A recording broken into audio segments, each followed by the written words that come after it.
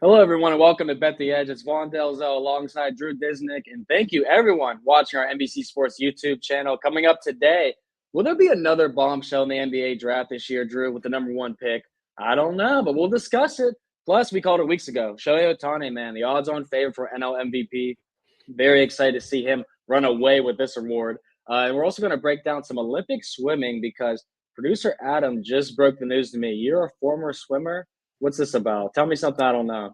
Yeah, man. I swam 4 years in college. I care. I Oh, am very plugged into the world of swimming, and it's a super unique deal because, like, training for swimming and competing at the highest level it's not easy mentally, right? Like, it's a mhm. team sport, but you're out there in the pool by yourself in your head, and these guys train for 4 years.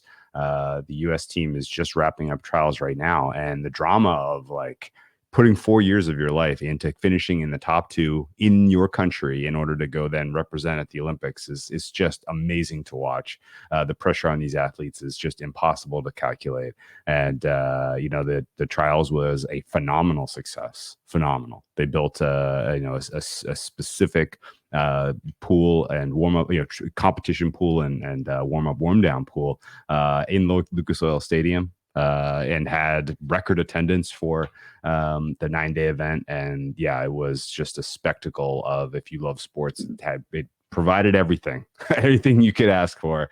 And excited to now kind of carry this forward and try to look at the way we performed our times, try to figure out who was sort of maybe peaking, maybe who was, hasn't fully completed their taper, and kind of take that and carry it forward to project medals and in particular the gold medal markets for each individual swimming event at the Olympics, because week one of the Olympics is all about the swimming. It's going to suck up all the prime time every night, and it's going to be awesome. And we're going to find some winners in the pool in Paris. I love to hear that. In years past, I've loved to do the gold medal bets with you. I've always found those to be very fun to tell. So I'm excited to hear what you got to say about that. And I'm excited that I've already learned something new today about you swimming in college. I didn't. So more, I might have to find more and more and dig on future episodes about this so we can get some fun stories out of you. But I can't relate to much of that, Drew, because my girlfriend just played a prank on me. I jumped in 9 foot water thinking it was 5 foot water a Oh, few days ago, and I'm not the best swimmer. I mean, I'm here, right? I'm here.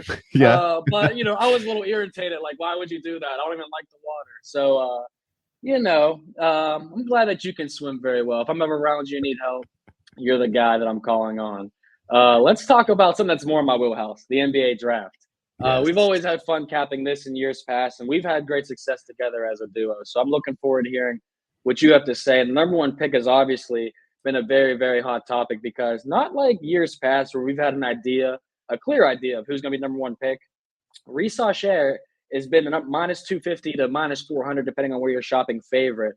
But it seems like he may not be the guy, Drew. I mean, me personally, I'm a big fan of Donovan Clean, the UConn star. He's the second favorite. But Sar said, I'm not even trying out with the Hawks. And he's a big favorite for second. So what are you thinking here? Is it a clear Reese, or are we talking Klingon? This is a tough one, man. And I think the important thing to, kind of divorce here is, well, what is the most likely thing to happen? How certain is this? How far along are they in their process? And is there a bet to be made? These are all different, kind of very different questions. Is the most likely thing to happen at this point that Reece goes one? Yes. Is it minus 250 to minus 400 likely? I would say no way, because I the agree. process isn't even remotely complete for the Hawks to this point. Hmm. And you have a really complicated situation in Atlanta where you have a weakish GM, at least weak in terms of he's not like entrenched. There's no clear direction for the franchise of, are you building around Trae Young and DeJounte Murray, or are you going to tear this thing down and use this pick as, your opportunity to rebuild?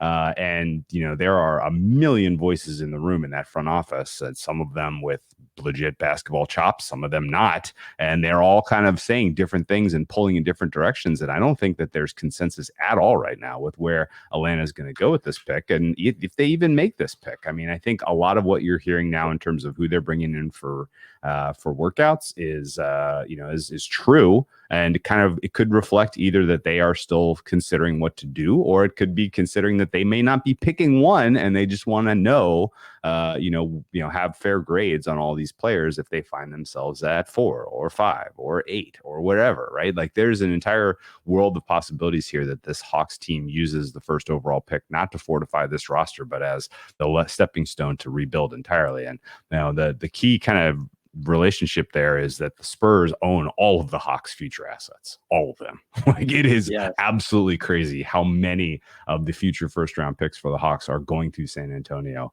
And so there's a relationship there where San Antonio could leverage the fact that they have 4 and they have 2 picks in the top 10 here, including the 4th. They could use that to kind of move up to 1 and take the guy that they have the most sincere belief is going to be a true star to put next to Wemby, or this could be just a Hawks stick and pick a guy that they think they can build around or add to the existing backcourt there. And I think if there's one piece of actionable information that has trickled into the market that is shaping these prices, it's that you mentioned Sarr has not worked out for the Hawks.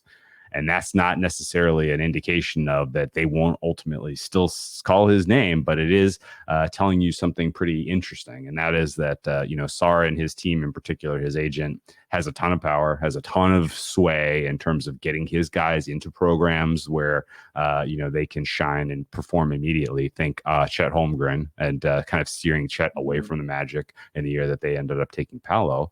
Thunder was always their intended destination for him. And that seems like the same sort of dynamic is going on here with Sarr and the Wizards.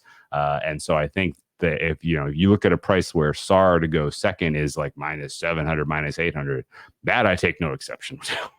Like he's probably the second, top 2 talented player in this draft, and his team doesn't want him to go 1. So that means he's probably going 2.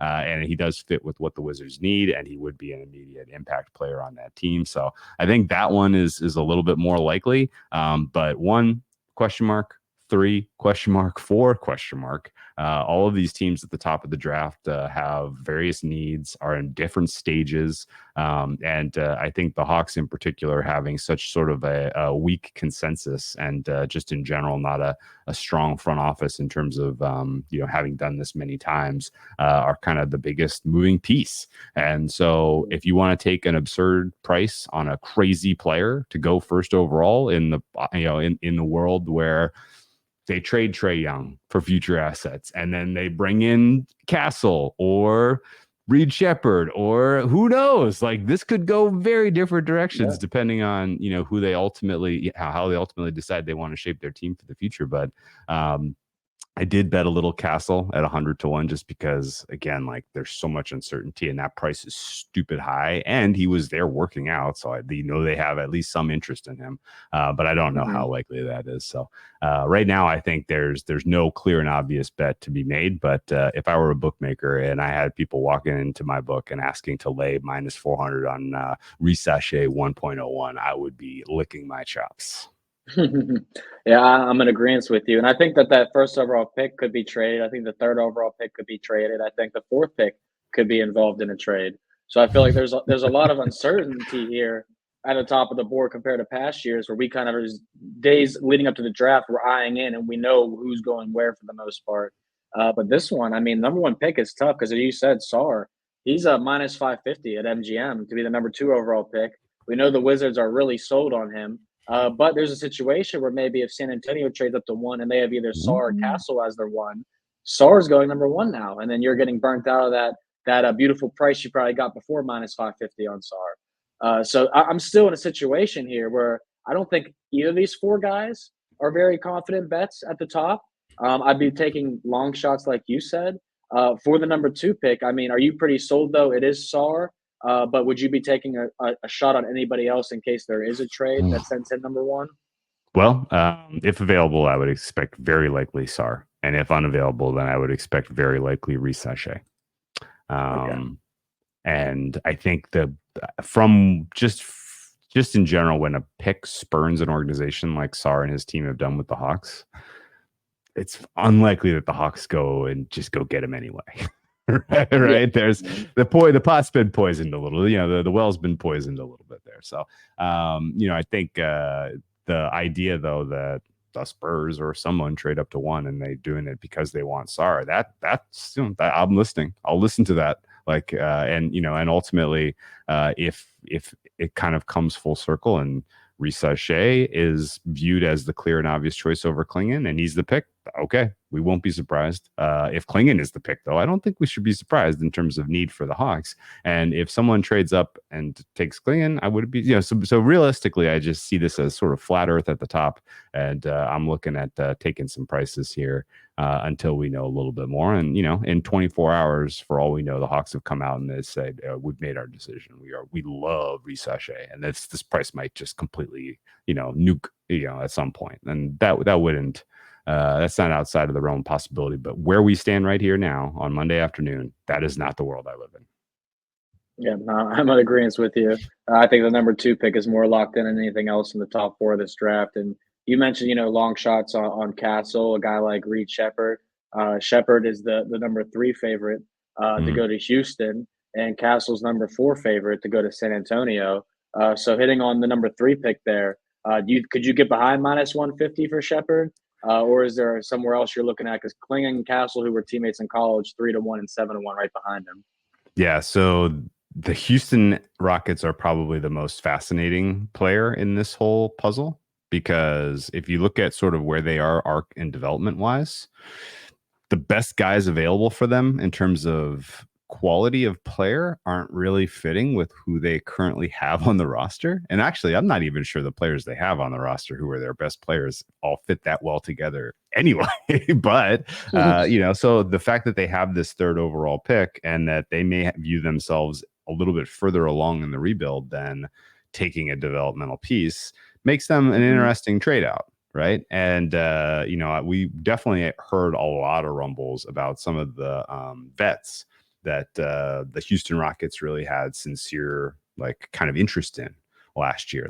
I'll just throw out a name like Brook Lopez, right? There were a lot of people who thought Brook Lopez was signing in Houston. He ends up going back to Milwaukee. Well, if ultimately, he becomes available because Milwaukee needs to get younger, needs to get pieces, does that, kind of become part of the trade package that brings Brook to Milwaukee, to Houston? Possible. There could be other kind of similar quality players who are looking to move, who are trying to find their way onto a young team that's about to challenge, like the Rockets, that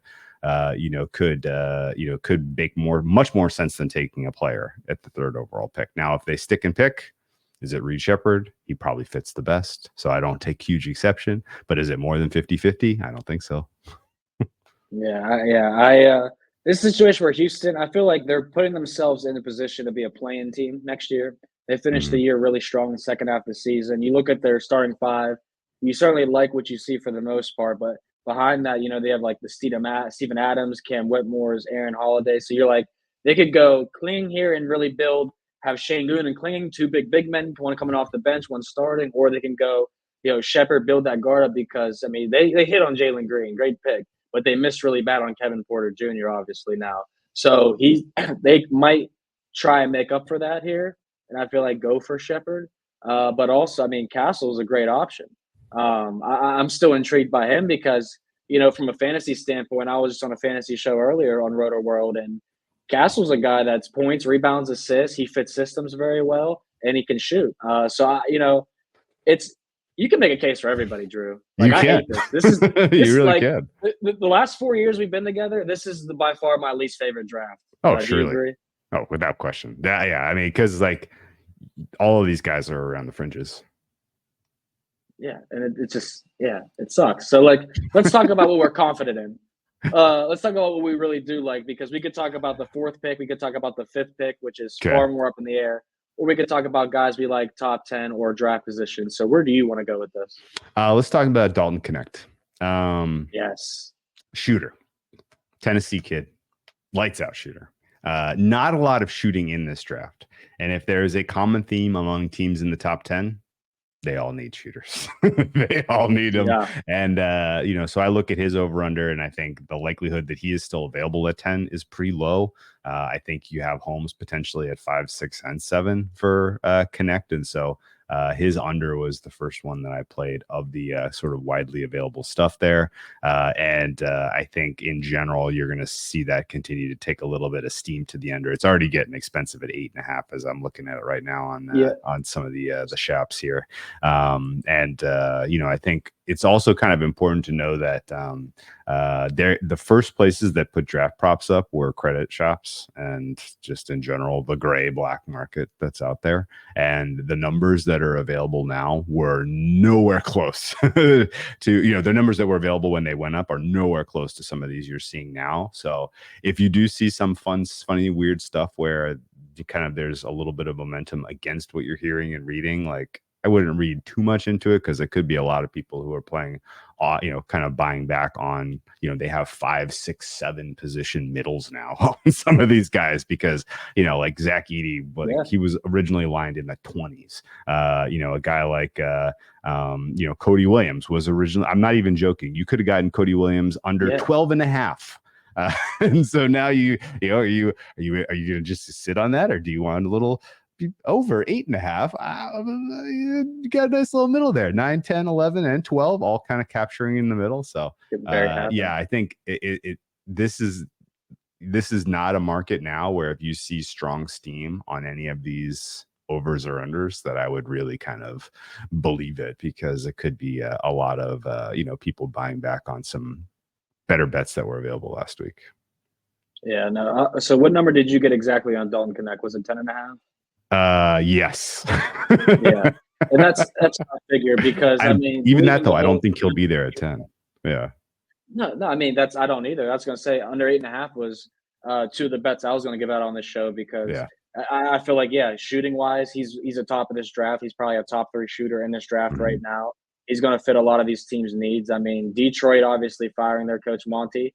They're going to be looking for all types of talent. Charlotte's another team where they need as many shooters as possible. They're reloading. Portland started 5 rookies at some point, Drew, this season. And then you got San Antonio's second pick there. So they could be taking, if they take a big man or whatever to pair behind or with Wemby, then you got another guard position open. So there's just so many holes outside of the Memphises and Utah at 9 and 10. So I feel like Dalton can be taken before 8. I feel like the price of -140 at MGM is probably going to disappear pretty soon. That's going to be closing at 7.5. Is probably the best number for him, because the Spurs are a very likely option. And Cody Williams, brother of Jalen Williams.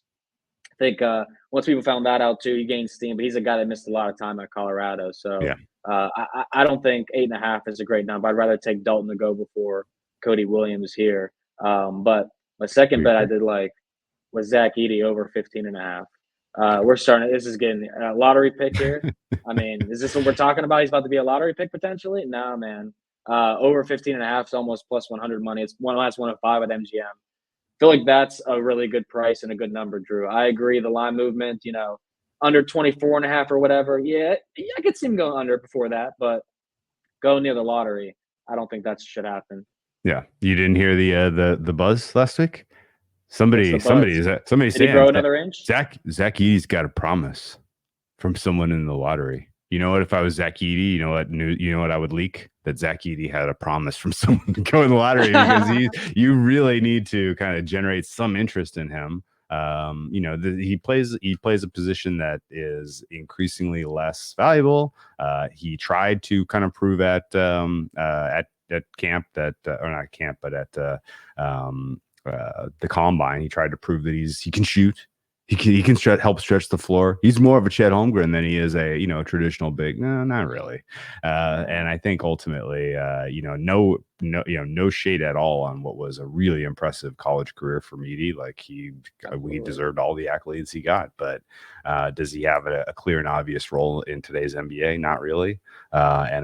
He could very well slide out of the lottery, I think. And then, again, like, keep in mind, there are players out there that have under 22.5 locked in already for Edey at pretty decent limits. And would not be surprised whatsoever if some of the heavy action you see against him is people trying to lock in those middles. Yeah, I think that's the way it should be, man. It's getting too expensive for him. The only team that's probably dumb enough to promise him a lottery pick is Chicago Bulls, my favorite team, baby.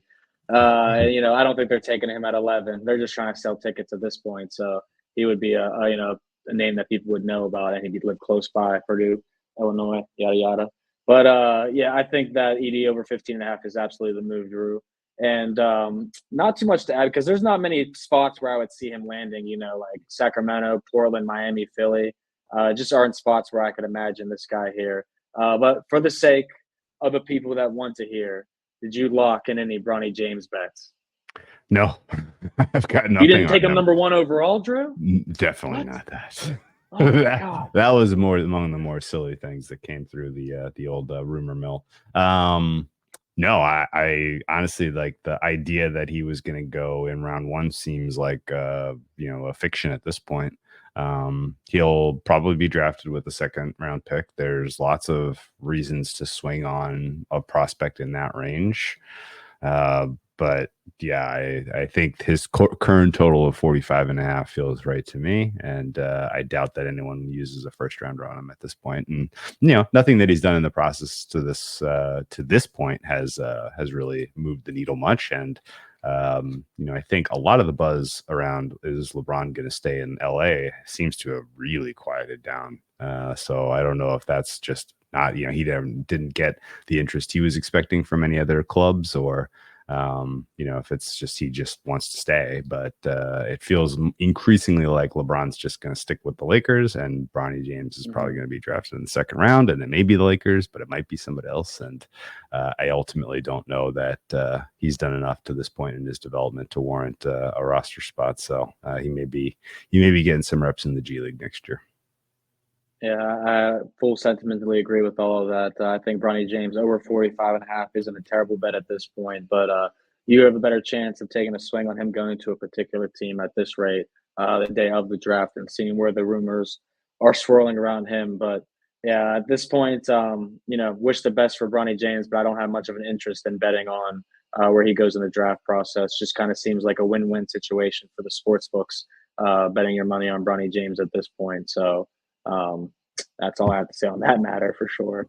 But our seems like we like the over on Zach Edey, the under on Dalton Knecht, and we like some long shots, the 1 through 4 position. So get creative here because this draft is going to be the most intriguing one of the past 4 years. If you've been a follower of this podcast, might be the time to make the most money, not just from just winning the most bets, but getting the longest long shot. Before we talk NL MVP, though, the toughest cycling race of the year is back. The Tour de France takes the world's top cyclists on a mountainous 21-day journey. Stream exclusive coverage all race long starting this Saturday, June 29th at 6:30 a.m. Eastern on Peacock. Drew, let me guess. You were a cycler too in high school. No, after high school. But as an adult, I definitely enjoy a good bike ride down the coast here in Southern California. A lot of opportunities to bike. I was on my bike yesterday, actually. The Tour de France, though, is going to be sick. It's going to be great. It's going to be something. It's going to be something I'll tune into, man. Tadej Pogačar, Slovenian wonderkind, is going to get his third this year, I think. Okay. You got odds on that? Yes, but I was not the first to market it. It's got it pretty steamy on him, so price is sailing a bit. But yeah, Tadej, Tadej, if you find out. Makes a nice parlay piece. Yeah, okay. I'll take odds on that then. I love that. What also makes a good parlay piece, depending on what book you're shopping, is Shohei Ohtani for National League MVP. Because I've already parlayed him with Aaron Judge and Paul Skeens, Drew, like 3 or 4 times. And I'm feeling better and better and better as the days go by. Now, Mookie Betts, our guy, he's at 80-1 because he got an injury, of course, so he's been missing time. And while he's been missing, Shohei Ohtani has been hitting tater tots out of baseball parks. He's been amazing, and his odds are down to plus 120 at MGM. Bryce Harper, plus 225. And then you got Freddie Freeman, Marcell Ozuna, and Tatis Jr. at 13-1. So it looks like right now is a clear 2-man race. I don't know if you have anyone on the outside that you'd be willing to take a shot on here, Drew, but I'm willing to say Ohtani is running away with this. Okay, so I was gonna. This was my request to put this on the rundown because the last time you and I showed together, you convinced me to show, and I have a big old bet on show MVP, and I love the price I got. I feel like I Yeah. got a gift, of a price there. And mostly I'm looking at the current WAR standings of NL batters, and I I mean, yeah, Harper could be a problem, but he's right now like not close. Shohei's got 4.2 WAR generated as a DH. Harper is at 3.5. Mookie Betts obviously is out of the mix considering how much time he's missing here. And the next best in terms of WAR, developed or WAR generated so far this year is Elly De La Cruz. Marte of Arizona is in the mix. And then if you just kind of look at sort of traditional stats leaders, you might wonder, well, wait, what about Marcell Ozuna? Honestly, none of the guys other than Harper hold a candle to Ohtani in terms of ability to really make a difference, from what I can tell you. And I think just in general, the Phillies and Harper have too much, he has too big of a gap to get back into this race. And so, I was curious if you were going to play any defense, considering some of the prices I know you locked in on Ohtani, or if you're just going to ride this out, or maybe we need to look a little bit harder at minus 120 as the bet. Yeah, no, I actually am going to add on. I'm writing an article right now because I did when I got back from Mexico, and the odds have dropped a little more, especially considering the Mookie Betts injury. So I think now is probably one of the last chances we're going to get on Shohei Ohtani because, I mean, he's been obviously phenomenal both ways, but batting, he has been, superior to a lot of guys in the Major League Baseball. But he's on pace to shatter some of his best numbers. Like 160 hits in 2022 was his best in 157 games, Drew. He has 97 through 76. Like, this dude is going crazy. He's going to have 50 home runs for the first time in his career. And the only guy that's hitting home runs like this right now is Aaron Judge, who also I think is about to run away with American League MVP as long as he stays healthy. Okay. Yeah. So right now, I mean, it's all about the home run hitters, man. And it's Ohtani and Judge. But Ohtani, to me, I mean, it's just every night his odds have been dropping, man. I bet him the other day at plus 120 to hit a home run. Like, that's where we're at, Drew. And he hit it. Yeah. Some of these are no doubters. A lot of them are no doubters. Like, it's none of this is luck based. This is all like the advanced statistics tell you that he is just absolutely seeing the ball like a grapefruit right now, and getting his barrel on that ball and doing some absolute damage. And batting first in the lineup now for the Dodgers means more opportunities at the plate. Awesome. And I think just in general, the lead that he's created in terms of total WAR is going to be enough to get this thing to the finish line. Yeah, and I would personally say, I like to say, you're welcome to Shohei Ohtani for letting him going in person and watching him hit a home run at PNC Park, which is what everyone went to PNC Park for, Paul Skeens versus Shohei Ohtani. But after that point, he's been on an absolute tear, and he's had multi-home run games. And now in the month of June, he has 9 home runs. He's hit 8 after that Pirates game, and that was 18 days ago. So he's just, seeing the ball clearly, like we said. So I think a month from now, Drew, we'll look back on this episode and be laughing at the price we got on Ohtani once again. So go ahead and get that plus 120 if it's still out there. And that'll be, well, I'm not going to spoil the surprise. We'll get there later. All right, we got swimming on the other end of this. It's the ultimate tryout for the toughest team to make. Elite athletes from all over the country compete for a chance to join Team USA in Paris, but only the best will be selected. Watch the U.S. Olympic team trials today through June 30th on NBC and Peacock. I'm excited to see the hurdlers, Drew, because I hurdled once in high school, and that was it for me. And I was like, I like to run in a straight line. I don't want to jump and run at the same time. Wasn't too athletic in 9th grade, man. I peaked later in life. But handicap Olympic swimming, that's your sport. That's what you're good at. So let's start with the women's. Obviously, everyone knows about Katie Ledecky. She's a big name on the team, but break down who we should be looking at and break down who are the best bets in this field. Yeah, so Team USA had a very successful trials in general, I will say. Everyone that we expected to swim well and make the team and who was going to be a difference maker in Paris, they all made it. That's good. The big kind of questions swirling were, what kind of times were we going to see from Ledecky? She obviously isn't rested, right? Like if you don't already know, the pattern of training for swimming is you put in the work during your, the meat of your training cycle, which for these swimmers is, November, December, really actually probably September, October, November, December, January, February. And then, you'll start to come down, and they had some international meets in February and March, NC2As for a lot of these swimmers in March, where, they'll taper, which just means if you're doing, say 10,000 meters a day for training, you will work your way down to 3,000 meters so that your body's more well rested, and that, your VO2 max is up, and you are able to, put in peak performance. Right. And so you'll taper for, whatever your early spring championship meet is, worlds or NC2As or whatever, maybe both. I think a lot of cases, a lot of our Olympic swimmers did both.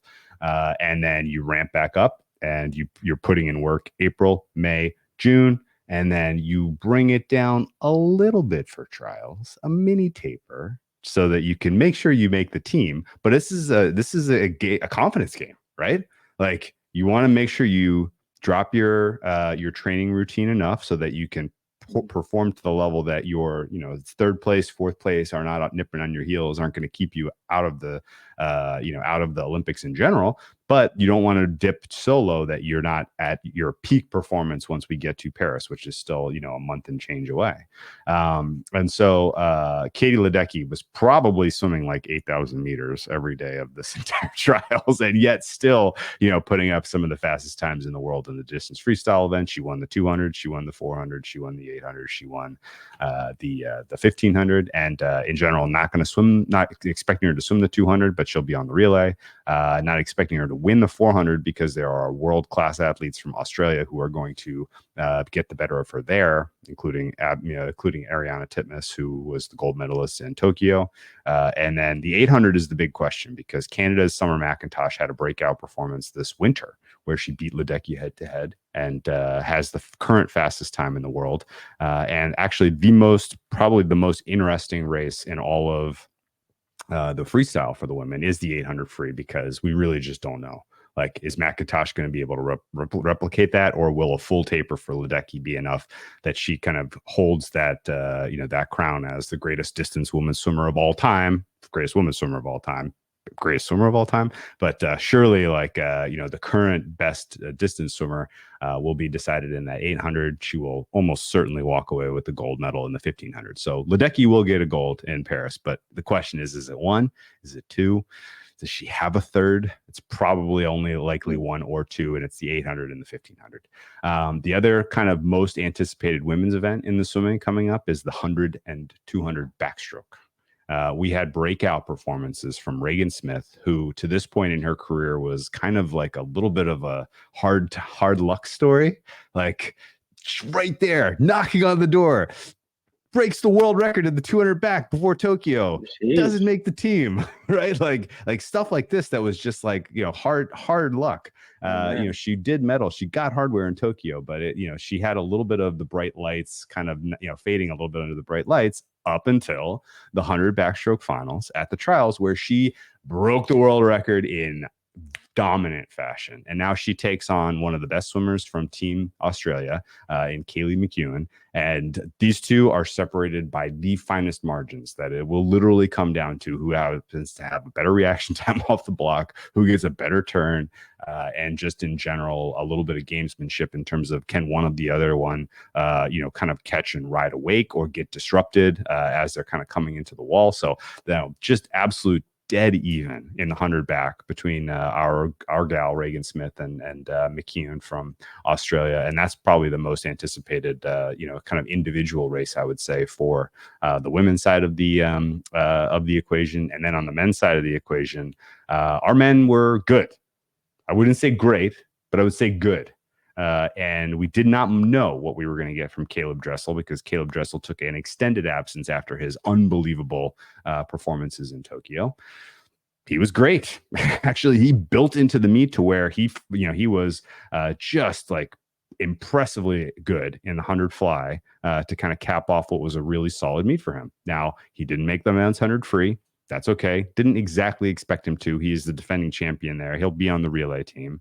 But his 50 freestyle and his 100 fly were both just chef's kiss, like exactly where you want to be in terms of, kind of world performance right now.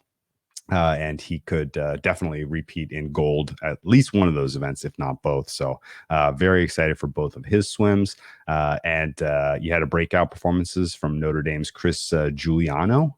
Not a guy that I had really heard much about or knew much about.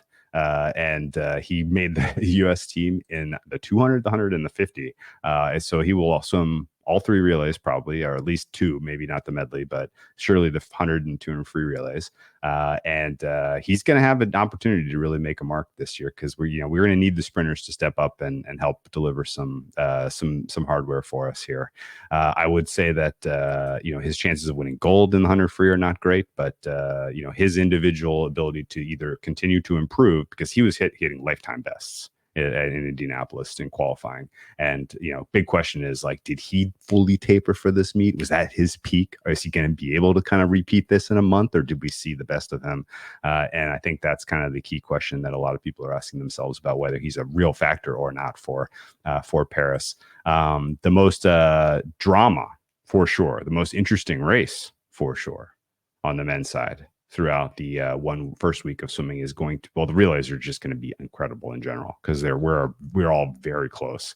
But the men's 200 breaststroke, we had Nick Fallon make or set the fastest time in the world. Was it Nick Fallon, Jack Fallon? I'm getting confused. But Fallon, Fallon, set the world low time in the 200 meter breaststroke this year.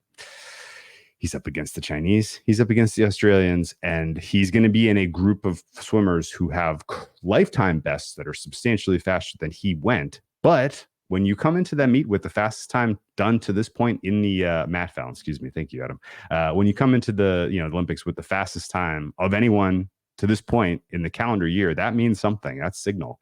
And so very interested to see if Fallon can kind of carry that forward, maybe even continue to improve on his lifetime bests because, that is a very even field. And in general, that would be a good one for us to be able to steal an extra gold because I don't think anyone really had gold in the 200 meter or the 100 meter breaststroke. Kind of in the cards for us at this Olympics. So that'd be a little bit of a bonus for us. But just in general, I project us currently to take home 7 gold medals in the swimming across the men's and the women's, and with a ceiling of 12. And it's not a great haul for us over the balance of like how we have done historically. But we are definitely living in a world where the Australians, the Chinese, the Europeans are all, their swimming programs have all taken enormous steps forward. And while our swimming program is clearly the deepest, the superlatives and the standouts and the days of Michael Phelps winning 8 gold medals, like that's long behind us. So very, very fired up for what we have in store in terms of swimming market making for individual gold medals, which we do not have yet, except for the 100 freestyles, and those are priced correctly. So no bets just yet, but we'll continue to watch for those markets to open as we get closer to the Olympics. Yeah, I found it interesting when I was looking at the markets that we had for the women's and men's freestyles for the 100 meters that the Americans, the USA, we weren't favored in a lot of these things. Like we were the underdogs by like a margin. And I felt like that's not really the case when it used to be because when, me growing up watching Phelps and these other athletes, I was in high school. So, I wasn't thinking about betting odds, but they had to be significant favorites towards the end of their careers at the peak of their careers. So, seeing that it's more wide open right now, do you have a bet at all in the freestyles for 100 meters, women's or men's? I'm against this, the favorite in the men's side. I don't think Pan from China is warranting favorite status. And I think, again, this is a little bit of a, well, what do we do with this information? The Chinese recently got exposed for doping in Tokyo. And there was either truly an accident, which I find highly difficult to buy, or systematic doping that 24 of their athletes got tested positive for a stamina drug that they claimed was because of tainted meat. Yep, heard that one before. And I think in general, like either they are brazen and they keep doing whatever they're doing to kind of spur the improvement that we've seen from them on the world stage, or the scrutiny is enough for them to, take a step back and we'll just let our athletes perform clean and see how it goes. And if it's the latter, then China is a bet against in the swimming in particular. But if it's the former, then they could take 5-6 gold medals at this Olympics in the swimming, which would really hurt us in particular. So, yeah, I'm against Pan of China at the top of the board in the men's 100 freestyle. He is, I know, the world record holder, and that matters. But Chalmers, Alexei would be the two looks there for me, with a slight lean towards Alexei, who I think can swim faster than we saw at trials at plus 850. No, he's American, so I'll take the plus 850 there, baby. I'll ride. Be proud, be proudful of our country. But I was going to say, I've been waiting all show, man. So you're gonna have to give it to me here. We're obviously the big favorites for the most medals and the most gold medals, but yeah, will USA go over or under 121 and a half medals? Sheesh. That's a good number. It's pretty close. And I think this is a fun market, but I kind of set the stage a little bit, right? There are a couple of things that feed into total golds. How'd you do last time? How do you do historically? How have you done in world championships since the last Olympics, right? Like they kind of merge all of that into coming up with a price. And it's important to know context-wise that USA in 2020 Tokyo, which was contested in 2021, we had a bad event. We came in well under our projected total for gold medals. We went way over on silvers and bronze, but we didn't come home with the golds the way that we were expected to. The big kind of underperforming program was our athletics. We really dropped the ball in the sprinting and the track, and we left some of our best athletes at home for reasons that I'm still trying to really wrap my brain around.